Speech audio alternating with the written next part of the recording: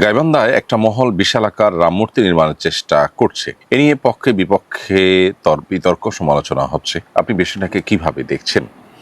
প্রথম কথা হলো, বাঙালি হিন্দুদের দেবতা রাম নয়, তা সত্ত্বেও রাম মূর্তি নির্মাণের ক্ষেত্রে যে অতি উৎসাহ, এটা সন্দেহজনক।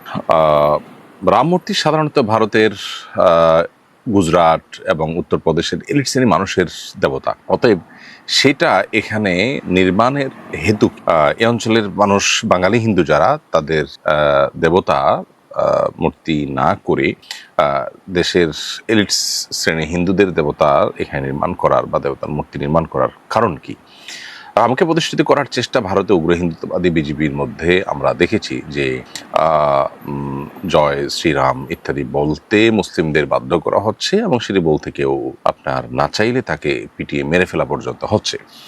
তো এটা তো ভারতের ক্ষমতাসীন হিন্দুত্ববাদী বিজেপির একটি প্রতীক। সেই প্রতীক বাংলাদেশে স্থাপন করার চেষ্টা, এটা পলিটিক্যাল কোনো আধিপত্যবাদ বিস্তারের কিংবা বাংলাদেশের প্রতি কোনো আপনার সন্দৃষ্টির ইঙ্গিত বহন করে কিনা, এই বিষয়টি চিন্তা করবার যথেষ্ট সুযোগ আছে। বাংলাদেশের প্রজেক্ট বাস্তবায়নের চেষ্টা চলছে দীর্ঘদিন থেকেই, অর্থাৎ ভারতীয় আধিপত্যবাদের বিস্তারের প্রজেক্ট শুরু থেকে চলে আসছে। সেটা দিন যত যাচ্ছে সেটাকে আরো খুঁটি মজবুত করার এবং কখনো কখনো বাংলাদেশকে দখল করে নেওয়ার বা অংশবিশেষকে দখল করে নেওয়ার চেষ্টাও কিন্তু বিভিন্ন সময় চলছে। সম্প্রতি একজন হিন্দু তিনি প্রকাশ্যে মিডিয়ার সামনে দায়িত্বশীল পর্যায়ের একজন হিন্দু, তিনি ইতিমধ্যে বলেছেন যে রংপুর বিভাগকেই তারা আলাদা বিভাগ করতে চান, হিন্দুদের জন্য স্পেশাল বিভাগ করতে চান। তাহলে উত্তরাঞ্চলে রাম মূর্তি নির্মাণ ভারতীয় আধিপত্যবাদের আলামত কিনা, সেই সন্দেহ যখন চলছে, ঠিক তখনই সে এলাকাটা হিন্দুদের জন্য আলাদা করে দেওয়ার দাবি ওঠা, এটা খুবই গুরুত্বপূর্ণ একটি বিষয়। অর্থাৎ এটা নিয়ে ভাববার যথেষ্ট সুযোগ আছে।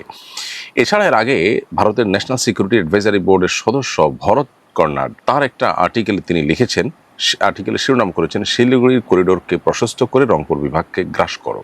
তাহলে এই যে বাংলাদেশে হিন্দু মহিলার দাবি রংপুর বিভাগ হিন্দুদের জন্য আলাদা করার, এদিকে ভারতের ন্যাশনাল সিকিউরিটি অ্যাডভাইজারি বোর্ডের সদস্য ভরত কর্নাডের একটা লেখা 2025 বা 24 সালে প্রকাশিত, যেটা শিরোনামই হলো শিলিগুড়ি করিডোরকে প্রশস্ত করে রংপুর বিভাগকে গ্রাস করো। এই দুইয়ের মধ্যে খুব সহজে যোগসাজশ আপনার দেখার সুযোগ আছে কিনা সেটা ভাববার সময় এসেছে। এবং তার সাথে এই সাম্প্রতিক সময়ে রাম মূর্তি নির্মাণের, এত বড় করে রাম মূর্তি নির্মাণের ওই জায়গাটাতে এর যোগসাজশ থাকার সন্দেহ জোরালো। তো সেই জন্য এই বিষয়টিতে দেশের দায়িত্বশীল পর্যায়ের মানুষদের দায়িত্বশীল আচরণ করা উচিত, কোনো আধিপত্যবাদীদের কাছে হার না মেনে, বরং দেশের স্বাধীনতা সার্বভৌমত্ব যেন রক্ষা হয় সেদিকটিতে বিশেষভাবে নজর দেওয়া দরকার। বা এদেশে হিন্দুরা তাদের ধর্মীয় কৃষ্টি কালচার প্রতিপালন করেন, তাদের ধর্মীয় কর্মকাণ্ড তারা পরিচালনা করেন, সেটাতে কেউ সাধারণত বাধা দেয় না, বিচ্ছিন্ন কোনো ঘটনা ছাড়া মুসলমানরা সাধারণত বাধা দেন না। কিন্তু আমরা দেখি পার্শ্ববর্তী দেশ ভারতের অবস্থা হলো যে সেখানে মুসলমানদের প্রত্যেকটা কাজেই কম বেশি তাদেরকে প্রচন্ড বাধার সম্মুখীন করা হয়। চাকরির রেশিও যদি ভারতে আমরা দেখি মুসলমানদের, সেটা অত্যন্ত ভয়াবহ।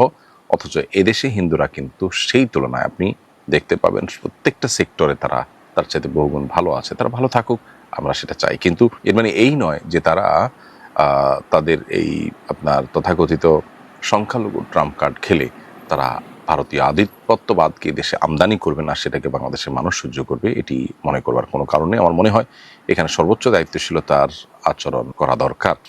এখানে তারা আপনার এলিট হিন্দুদের কোথাকার রাম মূর্তি এনে, বিশাল বা আকার রাম মূর্তি এনে তারা স্থাপন করার চেষ্টা করছেন। ভারতে এরকম আপনার বড় কোনো স্থাপনা মুসলিম আপনার হিন্দু অধ্যুষিত এলাকাতে বড় কোনো আপনার মুসলমানদের স্থাপনা আপনি রাস্তাঘাটে বা গুরুত্বপূর্ণ কোনো স্থাপনাতে আপনি করবেন, সেটা কি তারা সহ্য করবে? তো যাই হোক, এখানে ইস্যুটা সহ্য করা করি না, তার চেয়ে বড় বিষয় হলো যে আমাদের স্বাধীনতা সার্বভৌমত্বের ইস্যু। আল্লাহ তাআলা আমাদের দেশকে সন্ত্রাসী থেকে হেফাজত করুন, এবং বাঙালি হিন্দু যারা আছেন তাদের প্রতি বাংলাদেশের মুসলমানরা যেরকম সহনশীল আছেন, সেই সহনশীলতা যেন তারা টিকিয়ে রাখতে পারেন, সেই তৌফিক আল্লাহ তাআলা দান করুন।